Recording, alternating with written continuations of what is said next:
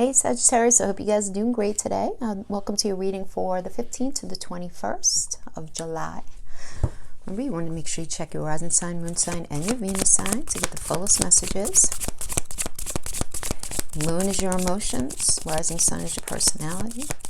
Venus is how you show up in partnership of all kinds.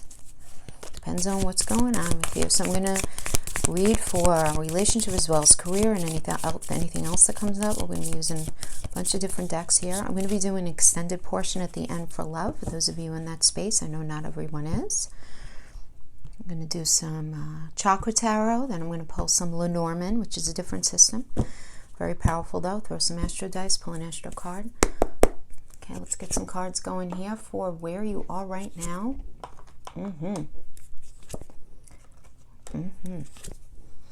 Queen of Cups, nice. Change. A Priestess.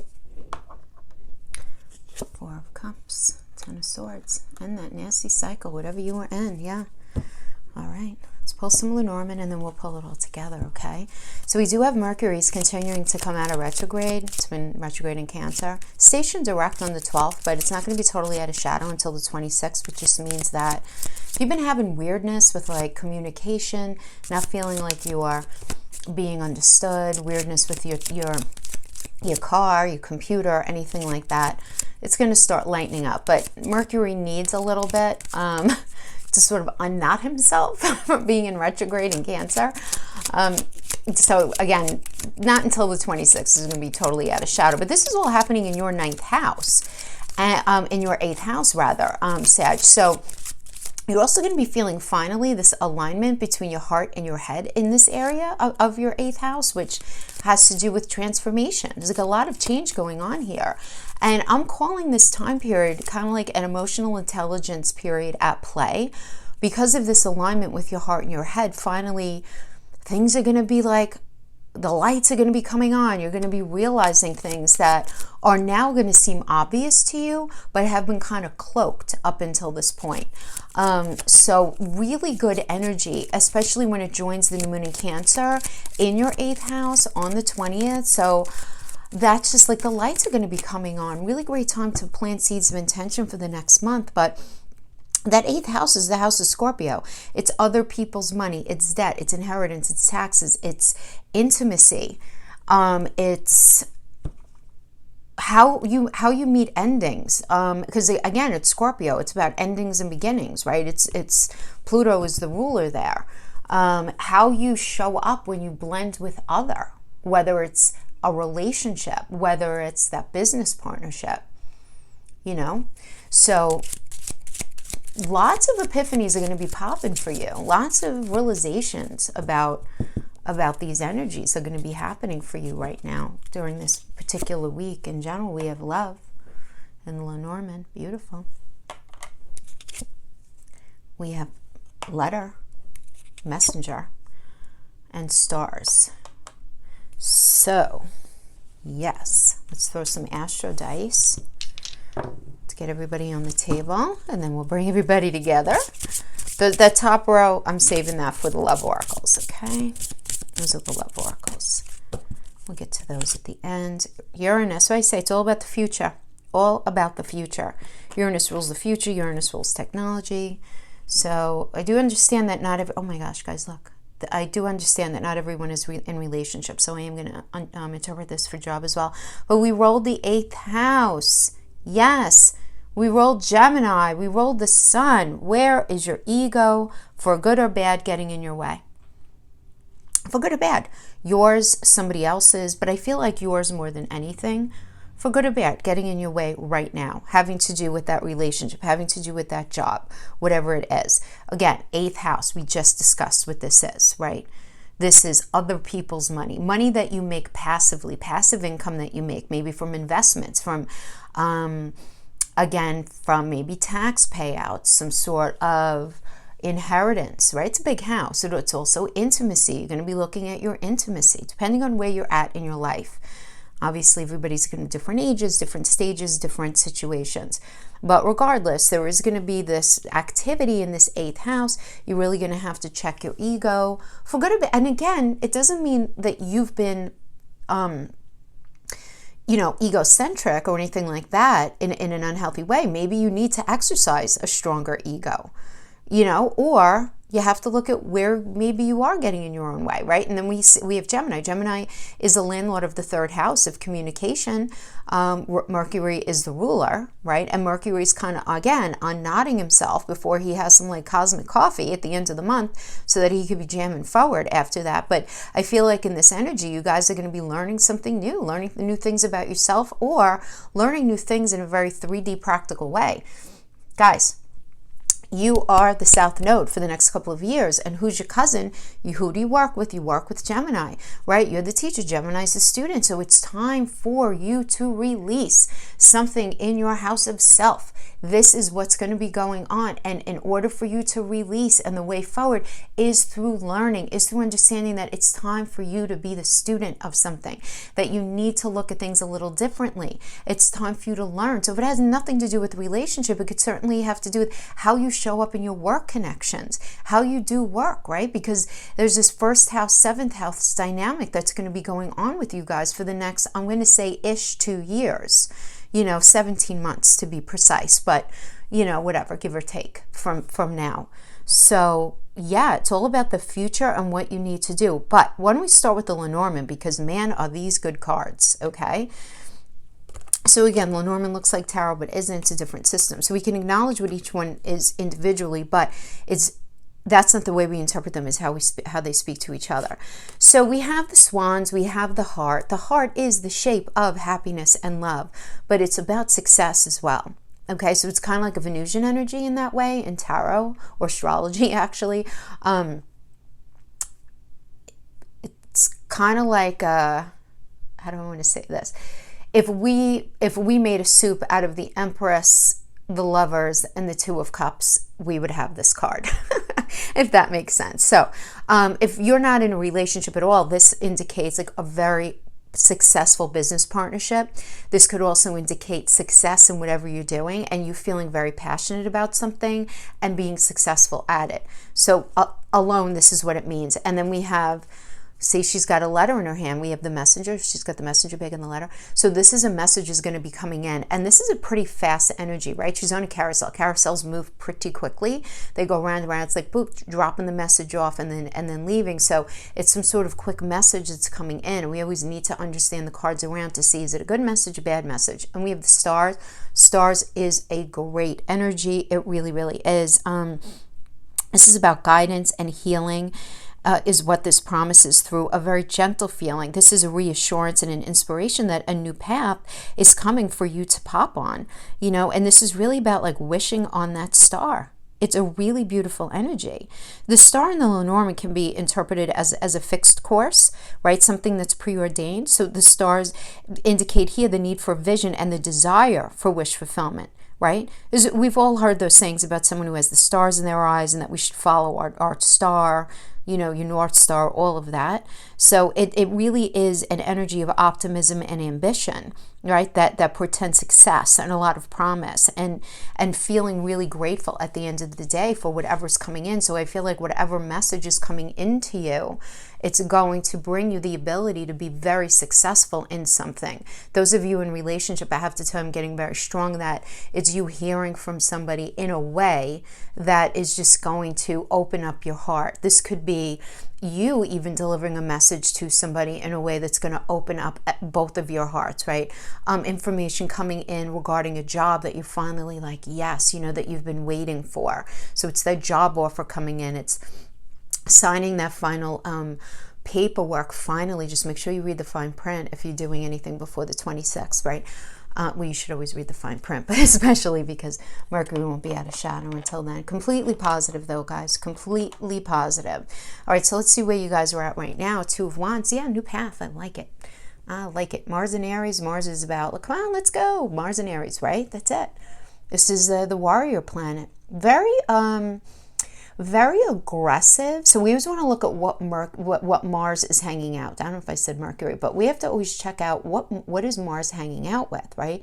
And what's happening with Mars right now. Mars is really pushing us into the future right now, really is. It's going to be retrograde in September for a couple of months. I'm going to do a video on it then, but really we're all feeling the tickle of Mars really in there pushing us forward. And Aries is all about a fresh perspective, a new path, feeling really confident about taking something on. There's a newness about this. There's also this oh, look at that. There's also this idea, guys, that there is an energy that is able to help you, that help you move forward on your path, that's recognizing your talents, skills, and abilities. And it's somebody who's actually helping either open a door, firm up some sort of agreement. This could actually be you beginning a new phase in a relationship, or you starting a new relationship with somebody who actually appreciates you and really sees what it is that you bring to the table. There's going to be a lot of passion here. I mean, look, we have the Princess of Wands, really nice. Just in a very practical and pragmatic way. There's a ton of passion, a lot of motivation to move forward.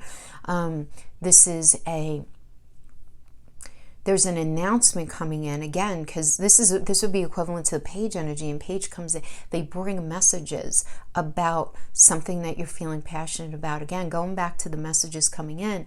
So you're going to be getting that text message, that email, that phone call regarding something that really speaks to your passion, your motivation, what it is that you want to move forward in. So this could be from a significant other.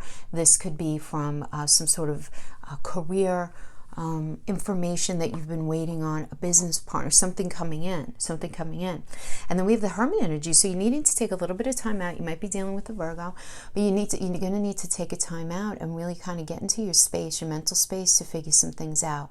So for some of you, if this has to do with relationship, this is focusing very specifically on a relationship. For others of you, this could be some news coming in and you realizing, you know what? I don't want to revisit that anymore, and you going on your own rightful path alone, but not feeling a bunch of regret, but feeling like it's the right thing for you, because that was not your rightful path and you're really ready for your rightful path, right? That is the Hermit energy of you kind of taking that mental space to think about it. So you're going to know which side of the fence you fall on, certainly. If this has to do with career, this has to do with you thinking things through very carefully, which is great. You really looking at the fine print, you being very aware of what's going on. I like it, because it also indicates you not only seeking your own counsel, but seeking the counsel of somebody in the upright. It is seeking the counsel of one or two people with whom you really trust, right, about something. So there's a process going on here for you, which I think is really nice. So why is this guy not shaking here? I think that guy's on his way out. And then we have the Queen of Cups energy. So the Queen of Cups is fabulous, right? Gemini and Cancer, there's more communication coming in. Gemini is about communication, right? It's a third house of communication. It's ruled by Mercury. And Cancer has to do with the fourth house of home. It's what we feel, it's what we need to feel safe and secure and grounded. Like, do we feel really good about moving forward in something? And the answer when we get the Queen of Cups upright is yes. As a general influence, this is a thumbs up. This is a thumbs up that communication coming in can be trusted, it's rooted, it's grounded, it's good for you. That's as a general influence. For those of you not with anyone, this indicates somebody coming in and it just being a really good choice for you in relationship. This is somebody who understands their emotions, understands what's necessary for a relationship, understands what's necessary to show up in a healthy way in relationship. Very nurturing, kind of cultivating sort of energy, which is like really nice. For those of you who are in a long-term relationship, this indicates a deepening. This indicates increased communication. This indicates you guys having some really awesome conversations about what's necessary to move your life forward. So you guys can quite literally be talking about Cancer energies like, where are you going to live? Maybe you're going to change homes. Maybe you guys are making some decisions to get pregnant and bring a new person into your home. Adopt. Anything that would have to do with those fourth house energies. So I give you all of these interpretations because it's a general message, but lots beautiful, right? Now we have the Death card. Death is Scorpio, and it's about endings with simultaneous new beginnings. This is the 8th house. This is the 8th house. And this is in the middle of the whole reading, guys. Do you see this? This is the 8th house. It's exactly what I was saying about the energies that you're going to be going through. So this has to do with releasing something the way it was, at least on the face of what it was, so that something new can be birthed. There's change, there's transformation here. There's no question. You're entering a new phase of your life. Knight of Swords, it's going to be all about truth, right? Knight of Swords, all about truth, right? Taurus and Gemini in a very practical way, And swords are communication, it's truth, it's reality. It's where the Gemini comes in, it's an air sign, right? And then, but the truth has to do with something Taurian, right? So Taurus is that earth sign, it's a pentacle energy. So this can be information coming in about money, information coming in about any kind of resource. Doesn't have to be only money. Information coming in having to do with love, because remember, Taurus is ruled by Venus, and Venus is that trifecta of money, love, and self-esteem and valuing self. So for some of you, lots of realizations about areas in yourself that you need to work on and feeling really good about that. Others of you getting some information coming in, these epiphanies about this a relationship that you're in or were in, or having to do with career. Really good. It's all good. We have the High Priestess energy in the near future, starting off with the High Priestess. So the High Priestess is a moon energy, and this is a really good energy. The High Priestess is really good, but it is connected to the moon, and the moon is I feel and I nurture, right? It's what you feel under the surface and what you do and think in private. And while the High Priestess is our higher consciousness, and it is that little voice in our belly that we need to listen to when somebody's like, oh, red flags, you're sensing the red flags in something. We need to pay attention to that. But we also, and I always want to say this with this energy, whenever there's the moon involved in something, you want to make sure that one foot is grounded in reality and the other foot can be on the moon. Okay. Because there's no one internally inside of us to actually check us. Do you know what I mean? So it's a very subjective space, very subjective. So things might have gone on in that relationship or in that business connection or in that family situation through your eyes and your understanding, and you could be very grounded in that, but in reality, you may have had a little misunderstanding, or you may not be seeing something for fully what it is. And it's really very sort of like soul shifting when we have that awareness. That, oh my God, I really believed it was this way, but maybe I need to look at it this way. Maybe I need to understand it a different way, right? Because I do feel like that's something that you're going to be dealing with, because then we have the Four of Cups energy. And the Four of Cups energy it's dare I say, an immature energy. Guys, I'm not calling you immature. We're all in the Four of Cups at some point or another, but this is the checklist card. This is like, I don't like this, this, and this about them. And all of that can, in reality, be very real to you, where you don't like that somebody that, that you worked with, somebody you were in a relationship with, somebody in a friendship connection, whatever, you identifying patterns of behavior in them that really rubbed you the wrong way, didn't make you feel good, right? But what you need to do here, and because there's a restlessness accompanied with this, there's a disappointment, there's a disillusionment, right? Some of you, if you've been in a relationship for a very long time, this can indicate boredom. That can be salvaged. It's just a matter of infusing some romantic, gestures into the relationship at this point. Do something, sizzling and fun to reconnect if you're in that space.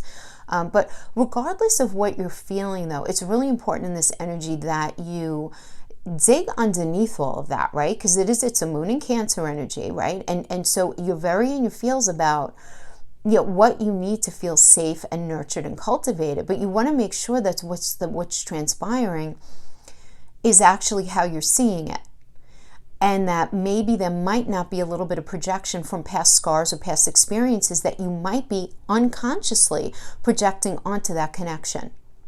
So, and a basic example of this is like, let's say you're in a space where you're a person who absolutely cannot deal with arguing. Some people can deal with it more than others, and there is such thing as healthy arguing. It's very necessary to have a normal, healthy relationship and all of that. But maybe you're somebody who's like, at the first sign, I'm giving this as an example, at the first sign of discord, you shut down. And that may be because that you, as a child, experienced arguments between your parents that never saw reconciliation.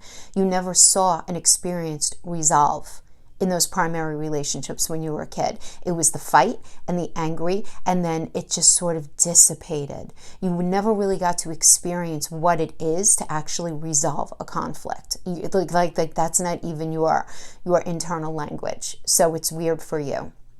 But this is very subconscious, very internal, right? But so I'm just giving you an example where you could say, well, my partner only wants to argue. Well, you have to look at the totality of that. What is that pushing in you? You understand? And how effectively are you communicating what that brings up in you?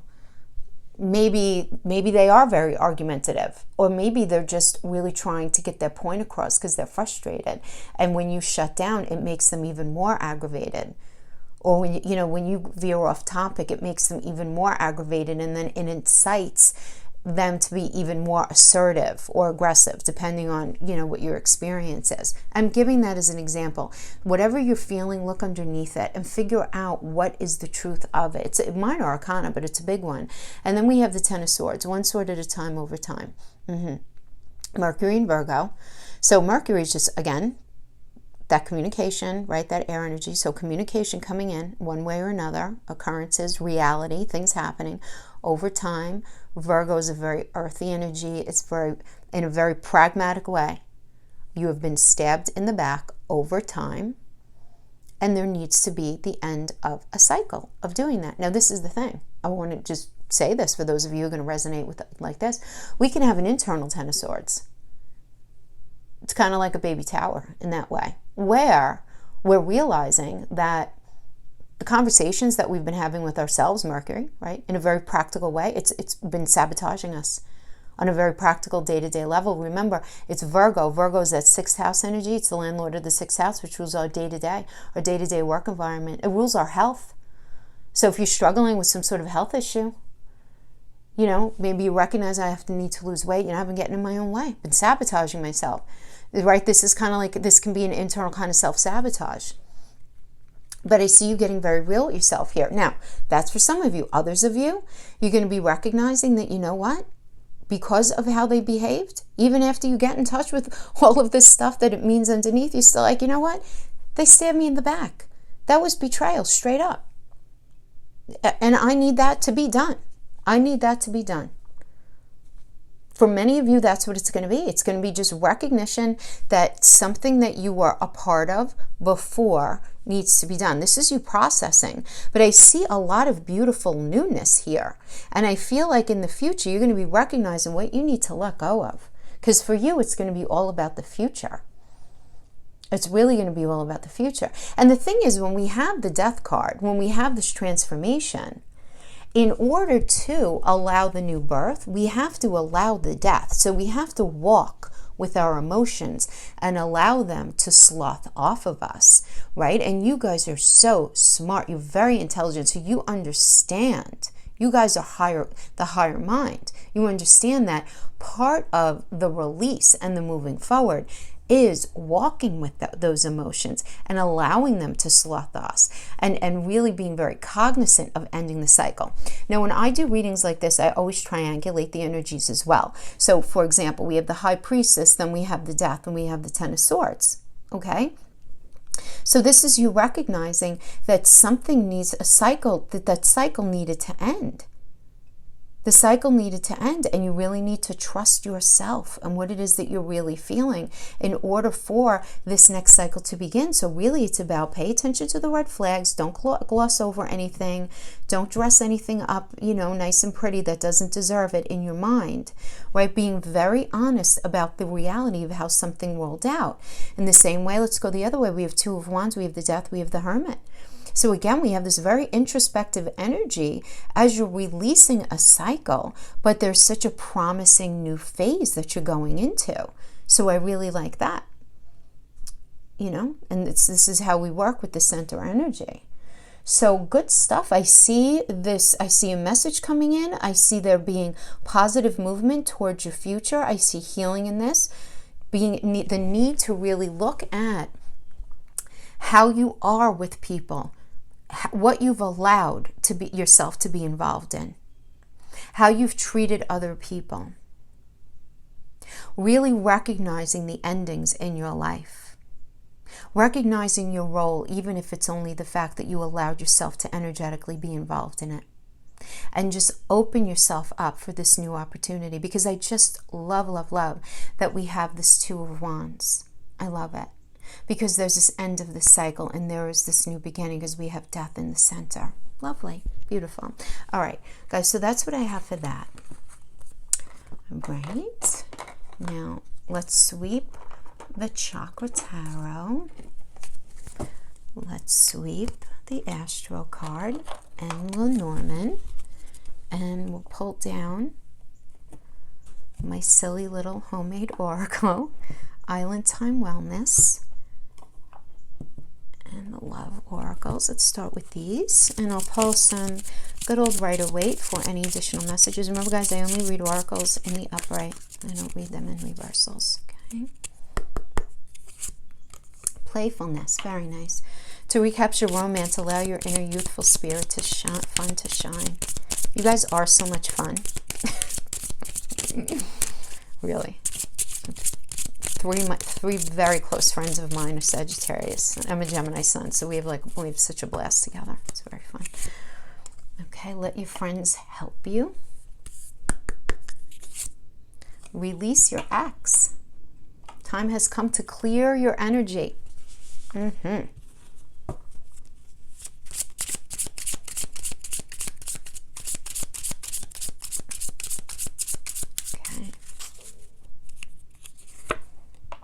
Talking. Girl with the snake. Cupid's arrow. Oh, I feel like there's a switching out of energies here. Let's see, on a very deep emotional level, what are you guys dealing with here?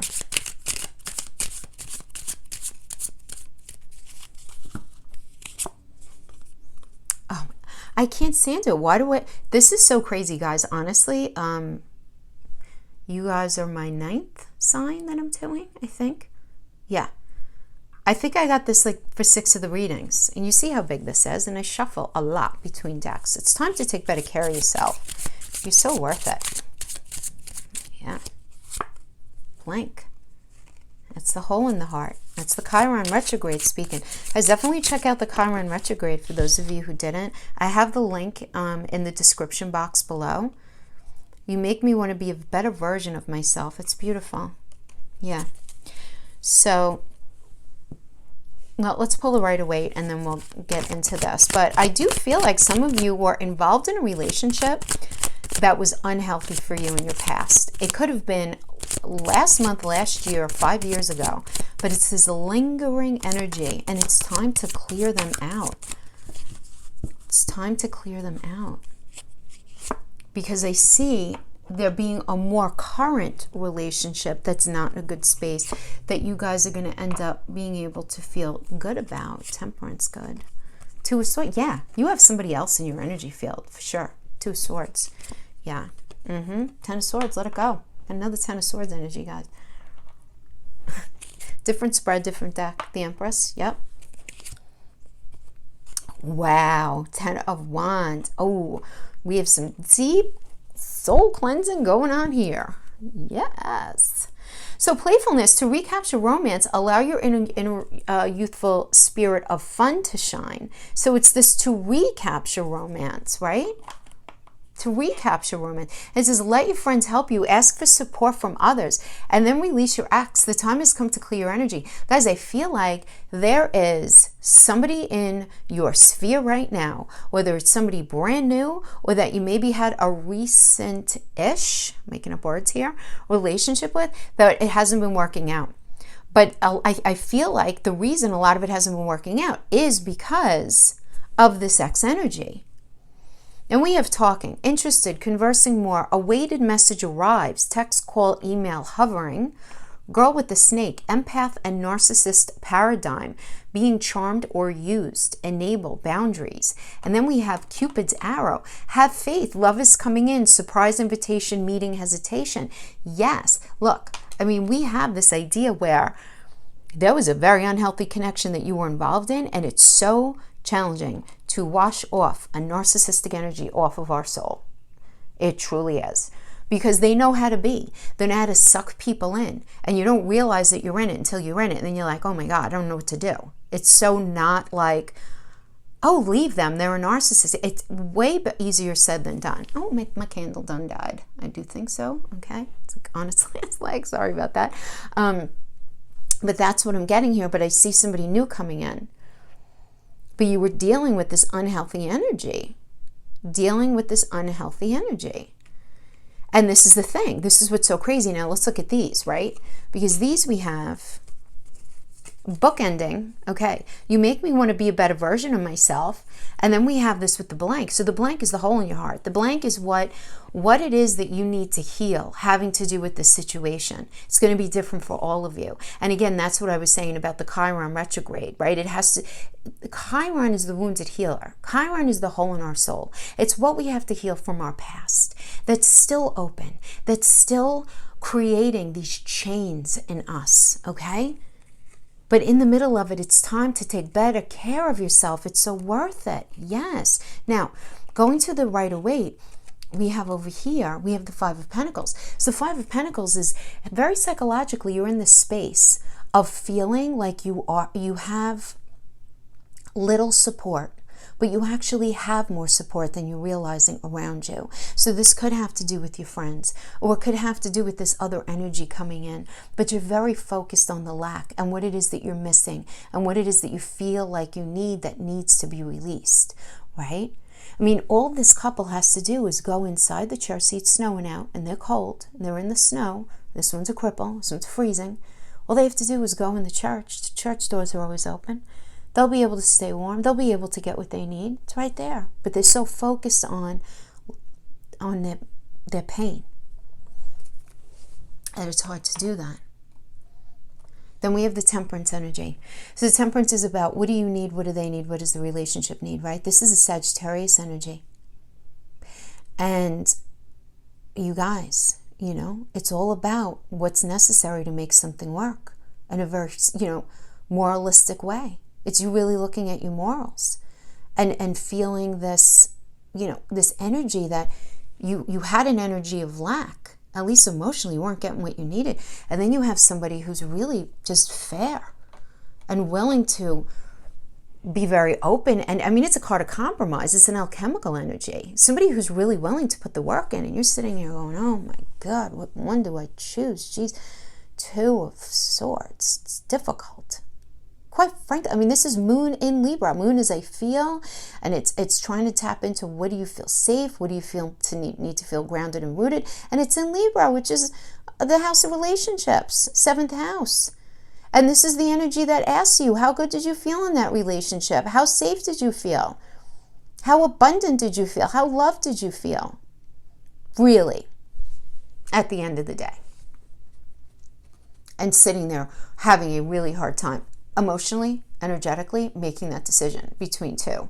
But here we have, over here, we have bookending. We have 2 10s. We have 2 10s. So, the 10 of Swords is like out in reality, right? Mercury and Virgo. Communication, events, reality happened in such a way where it made you feel very stabbed in the back. In a very practical way, right? Mercury and Virgo. Virgo is the everyday. It's the practical. It's your health. So whatever was happening here, it was impacting your emotional, mental, or physical health. Not good.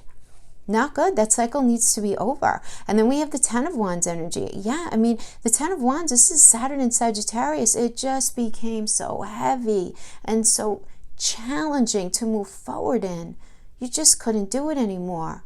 It all just became too heavy. You can't keep doing that anymore. Because in the center of it all, we have the Empress, which is the mother of the tarot. This is Venus. In the middle of this is love, is self-value. So you're looking at this release of the end of these 2 cycles, and in the middle of it, you're saying, it's about love, right? It's about Venus. It's about how valued did I feel? How much value am I willing to put into this? How good did I really feel about myself being part of that connection? Right?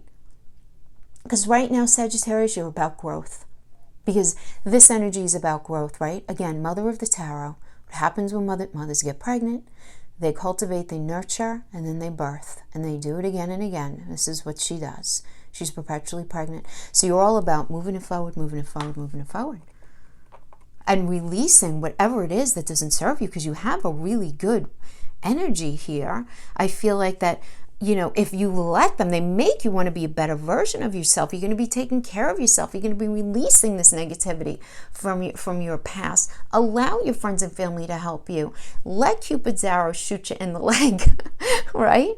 Allow it. Somebody's very interested in you here.